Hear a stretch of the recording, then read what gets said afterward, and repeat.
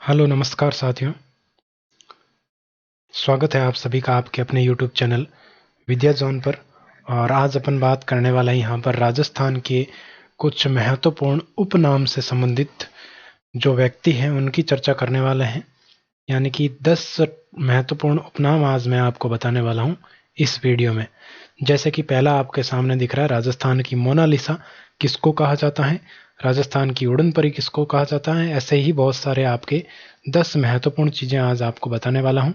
तो चलिए शुरू करते हैं आज का वीडियो। और अगर अभी तक आपने मॉडल पेपर्स टेस्ट देना स्टार्ट नहीं किया है तो टेस्ट जरूर दीजिएगा। एलडीसी के 4 मॉडल पेपर हो चुके हैं, ग्रुप डी के 4 हो चुके हैं, एलडीसी के 3 हो चुके हैं। तो लगातार रूप से मॉडल टेस्ट सीरीज जारी है, बिल्कुल परीक्षा पैटर्न पर आधारित है। तो अभी तक आप लोगों ने नहीं दिया है तो अभी जाकर दीजिएगा। टेलीग्राम का लिंक डिस्क्रिप्शन में मिल जाएगा, वहाँ पर आपको टेस्ट की लिंक भी मिल जाएगी। ठीक है, तो चलिए शुरू करते हैं इस वीडियो को। इस वीडियो में देखिएगा, सबसे पहले आपके सामने है राजस्थान की मोनालिसा किसको कहा जाता है और इसके बारे में क्या चीज़ें अपने परीक्षा में पूछी जाती हैं, क्या बातें आप अपने को पता होनी चाहिए। तो राजस्थान की मोनालिसा की बात करते हैं। राजस्थान की मोनालिसा कहा जाता है बनी ठनी पेंटिंग को। ये पेंटिंग आपके सामने है। बनी ठनी पेंटिंग कहाँ की है? किशनगढ़ की है। तो ये किशनगढ़ शैली की पेंटिंग है बनी ठनी, ये आपको ध्यान में रखना। और क्या बातें आपको पता होनी चाहिए, स्क्रीन पर आपको दिखाई दे रही है पेंटिंग। अब देखो, बनी ठनी पेंटिंग में आपको ध्यान होना चाहिए कि बनी ठनी कौन थी। तो बनी ठनी एक कवयित्री थी, यानी कि सिंगर और कवि थी किशनगढ़ की। और किस समय थी? तो ये राजा सामंत सिंह के समय की बात है। ठीक है, ये आपको ध्यान में रखना है। पूछा जाता है कि बनी ठनी के किस समय की है, तो सामंत सिंह के समय की है। इसके अलावा आपको क्या ध्यान में रखना है कि इसके कलाकार कौन है, तो वो है निहाल चंद। कलाकार आपसे पूछा जाए तो निहाल चंद आपको ध्यान में रखना है। ठीक है, ये आपको दो बातें ध्यान में रखनी। बनी ठनी की संबंध है किशनगढ़ से। किशनगढ़ में राजा कौन थे? तो राजा थे सामंत सिंह जिस समय ये बनी ठनी पेंटिंग प्रचलित हुई। और इसके कलाकार कौन थे? तो निहाल चंद। ठीक है, आगे बढ़ते हैं, बात करते हैं। दूसरी बात है आपके सामने, राजस्थान का अबुल फजल किसको कहा जाता है? तो राजस्थान का अबुल फजल कहा जाता है मुर्णोत नैणसी को। तो मुर्णोत नैणसी कहाँ से संबंधित है? तो ये आपके राठौड़ राजवंश से संबंधित है। मारवाड़ के महाराजा थे जसवंत सिंह, तो इनके समकालीन ये आता है मुर्णोत नैणसी, ये आपको ध्यान में रखना है। और अगर बात करें मुर्णोत नैणसी की, तो मुर्णोत नैणसी की आपके ग्रंथ आता है नैणसी ख्यात, और दूसरा ग्रंथ आता है मारवाड़ रे परगनारी विगत। तो ये दोनों चीज़ें आपको ध्यान में रखनी है। और नैणसी आपके खुद क्या था? हकीम था अलग अलग परगनों का, तो इसी कारण से उसने लिखी थी मारवाड़ रे परगनारी विगत। ठीक है, इनका जन्म हुआ था 1610 ईस्वी में और इनकी मृत्यु है वो 1670 ईस्वी में हो गई थी। तो ये बात आपको ध्यान में रखनी है। मुर्णोत नैणसी के बारे में क्या पूछा जाता है? तो इससे पूछा जा सकता है कि आपके किसके समकालीन? तो महाराजा जसवंत सिंह के समकालीन था, राठौड़ राजवंश के। और इसके अलावा आपसे दो ग्रंथ जो मैंने आपको बताए ये पूछे जा सकते हैं। ठीक है, आगे बढ़ते हैं, बात करते हैं। तीसरी बात आपको ध्यान में रखनी है, वागड़ के गांधी।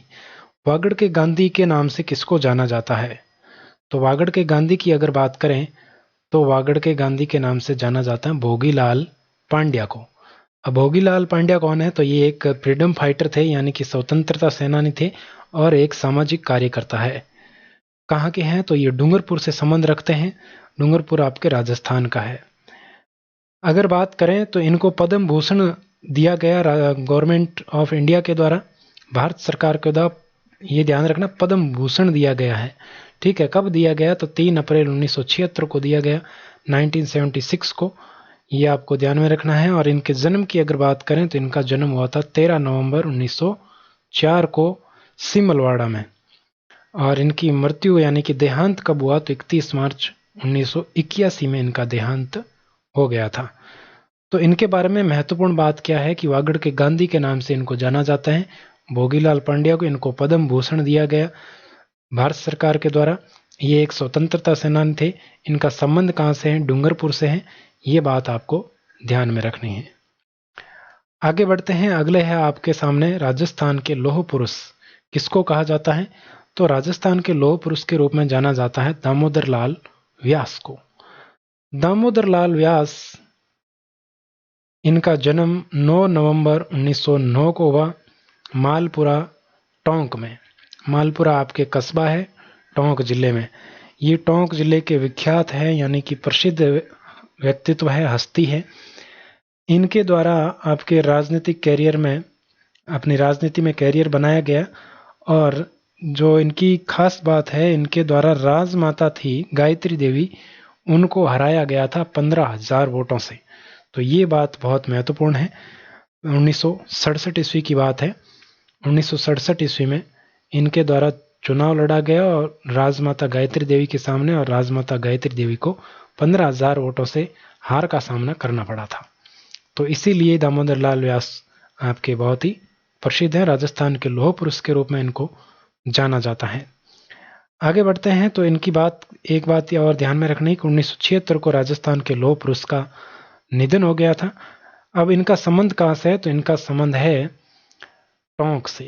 ठीक है, पिता का नाम ब्रजलाल व्यास था, माता का नाम कस्तूरबा व्यास था। ठीक है, ये बात आपको ध्यान रखनी है। राजस्थान का नरसिंह। राजस्थान का नरसिंह किसको कहा जाता है, यह आपको पता होना चाहिए। अगर पता नहीं है तो देखते हैं। राजस्थान का नरसिंह कहा जाता है भक्त कवि दुर्लभ को। ये एग्जाम में कई बार पूछे जाने वाली चीजें हैं। इनकी अगर बात करें तो इनका संबंध आता है वागड़ क्षेत्र। वागड़ क्षेत्र कौन सा है? डूंगरपुर बांसवाड़ा वाला क्षेत्र है। यही इनकी कर्मस्थली रही है। और इनके द्वारा क्या काम किए गए? तो इनके द्वारा कृष्ण भक्ति की शिक्षा है वो दी गई थी।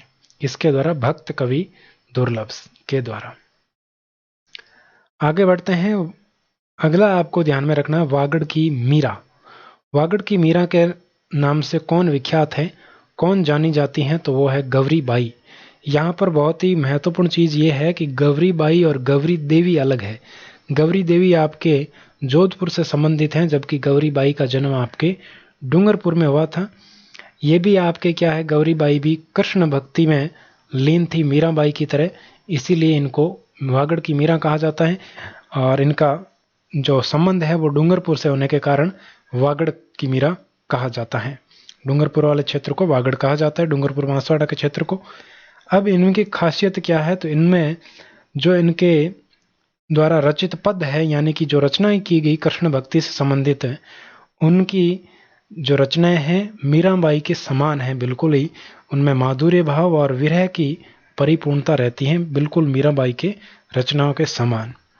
तो ये बात आपको ध्यान में रखनी। इनका बाल विवाह कर दिया गया था, और बाल विवाह होने के उपरांत भी कुछ कहते हैं 7 दिन बाद, कुछ कहते हैं 1 वर्ष तक, लेकिन मैं कहता हूं कि कुछ ही दिनों में, यानी कि बहुत कम समय में विवाह के बाद इनके पति का देहांत हो गया। और देहांत के बाद ही इनके द्वारा आपके कृष्ण भक्ति पहले से ही रुचि थी, और फिर कृष्ण भक्ति को और इन्होंने महत्व दिया और कृष्ण भक्ति में ही लगी रही। इसीलिए इनको कहा जाता है वागड़ की मीरा। आगे बढ़ते हैं, आगे बात करते हैं राजस्थान की राधा कौन है। तो राजस्थान की राधा की अगर बात करें तो राजस्थान की राधा के नाम से जाना जाता है मीराबाई को। ये मीराबाई आपके सामने है, पहचान लीजिए इनको। तो मीराबाई की बात करते हैं। मीराबाई का जन्म आपके 1498 ईस्वी में हुआ था, पाली के कुड़की गांव में हुआ था। ये आपसे पूछा जा सकता है। इनके पिता का नाम रतन सिंह था, जो राव दूधा के चौथे पुत्र थे, रतन सिंह। ठीक है, आगे बढ़ते हैं। अगर बात करें मीराबाई की, तो मीराबाई आपके 16वीं सदी की आपके बहुत ही महत्वपूर्ण कवि थी, यानी कि कवियत्री कह सकते हैं। यह आपके कृष्ण को, भगवान कृष्ण को ही अपना पति मानती थी और उन्हीं की भक्ति किया करती थी। एक बात, महत्वपूर्ण बात यह है कि इनका जो मूल नाम था वो मिहिरा था, मीरा नहीं था। ठीक है, क्या नाम था? मिहिरा था। यह आपके स्क्रीन पर लिखा हुआ दिखना होगा आपको। अगर नहीं दिख रहा तो मैं बता रहा हूँ आपको, मिहिरा था। ठीक है, यह आपको कंटेंट है वो टेलीग्राम पर मिल जाएगा। इनका जन्म मैंने आपको बताया कुड़की पाली में हुआ था 1546 ईस्वी में। इनकी मृत्यु हो गई, यानी कि देहांत हो गया। कहा जाता है कि ये द्वारका में कृष्ण मंदिर में कृष्ण की मूर्ति के अंदर विलीन हो गई थी। इनके पति का नाम भोजराज था, जो कि राणा सांगा के पुत्र थे। राणा सांगा कौन है? राणा सांगा मेवाड़ वाले। तो सिसोदिया राजवंश से संबंध रखती थी मीराबाई भी, क्योंकि इनके पति सिसोदिया राजवंश से ही संबंधित थे। पेरेंट्स इनके रतन सिंह और इनकी माता का नाम वीर कुमारी था। इनके एक ही माता के जो संतान होती है उसको सिबलिंग्स कहा जाता है। यहाँ पर आपके सामने है जयमल राठौड़। आगे बढ़ते हैं राजस्थान की राधा मीराबाई के संबंध में। तो ये मीरा का मंदिर है, मीराबाई का, चित्तौड़ में स्थित है। तो इसको भी आपको ध्यान में रखना चाहिए। मीराबाई का मंदिर कहाँ पर है? चित्तौड़गढ़ में है। आगे आपको ध्यान में रखना है मारवाड़ का प्रताप किसको कहा जाता है। बहुत ही महत्वपूर्ण प्रश्न है, पूछा जाता है। तो मारवाड़ का प्रताप कहा जाता है राव चंद्रसेन को। अब मैं आपको यहाँ पर एक प्रश्न पूछना चाहूंगा कि प्रताप का अग्रगामी भूला बिसरा राजा ये किसको कहा जाता है? कमेंट करके जरूर बताइएगा। भूला बिसरा राजा और प्रताप का अग्रगामी, दोनों का ही आंसर आपको कमेंट बॉक्स में देना है। तो मारवाड़ का प्रताप तो राव चंद्रसेन को कहा जाता है। राव चंद्रसेन की अगर बात करें साथियों, तो ये आपके मारवाड़ के राठौड़ राजवंश से संबंध रखते हैं और ये एक राठौड़ राजवंश मारवाड़ के शासक थे। इनकी अगर बात करें तो इनके पिता का नाम मालदेव राठौड़ था। ये मालदेव राठौड़ के बड़े पुत्र थे, ये भी आपको ध्यान में रखना है। इनके अलावा इनकी माता की बात करें तो इनकी माता का नाम था रानी झाली, जिन झाली जो आपके क्या है, इनका नाम है स्वरूप देवी। क्या नाम है? रानी झाली का स्वरूप देवी के ये पुत्र थे। इनका जन्म हुआ था जोधपुर में, यानी कि मारवाड़ में हुआ था 1541 ईस्वी में, और 1581 ईस्वी में इनका देहांत हो गया था। तो ये बात आपको ध्यान में रखनी है। ये अपने पिता की जो पॉलिसी बनाई हुई थी शासन की, उसी के आधार पर शासन किया था इन्होंने, यानी कि मालदेव राठौड़ की जो पॉलिसी थी उसी पॉलिसी के आधार पर राव चंद्रसेन ने भी शासन किया था। आगे बढ़ते हैं। अगली बात आपको क्या ध्यान में रखनी है? राजस्थान की उड़न परी। राजस्थान की उड़न परी के नाम से कौन जानी जाती हैं? तो वो है हमीदा बानो। ये एथलीट से संबंधित रखती हैं और हमीदा बानो ने 1981 में अंतर्राष्ट्रीय एथलेटिक्स चैंपियनशिप में 2 गोल्ड मेडल हासिल किए थे, इसीलिए इनको क्या कहा जाता है? राजस्थान की उड़न परी। आज का अंतिम आपके सामने है आदिवासियों के मसीहा। किसको कहा जाता है? तो आदिवासियों के मसीहा कहा जाता है मोतीलाल तेजावत को। ये आपके सामने है। दाढ़ी इनकी बहुत ही बड़ी हुई है और बहुत ही सराहनीय कार्य इनके द्वारा किए गए। इनके द्वारा एक ही आंदोलन भी चलाया गया था और इनके द्वारा एक संघ की स्थापना की गई थी जिसका नाम था वनवासी संघ। 1921 में एक ही आंदोलन इनके द्वारा नेतृत्व किया गया, एक ही आंदोलन का, और ये आपके महाराणा प्रताप के नाम से चलाया गया था एक ही आंदोलन। ये भी आपको ध्यान में रखना है। इनके जन्म की अगर बात करें तो कोलियारी नामक स्थान पर इनका जन्म हुआ और ये आपके उदयपुर राजस्थान से संबंध रखते हैं।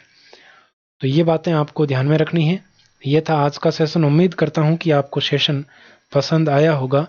अगर आप आगे भी इसी प्रकार के वीडियो चाहते हैं तो कमेंट करके बताइएगा कि इस प्रकार के नॉलेजेबल वीडियो आपको चाहिए, नहीं तो ये वीडियो मतलब एक ही वीडियो मैं डालूंगा, अगला वीडियो नहीं डालूंगा अगर आप नहीं कहेंगे तो।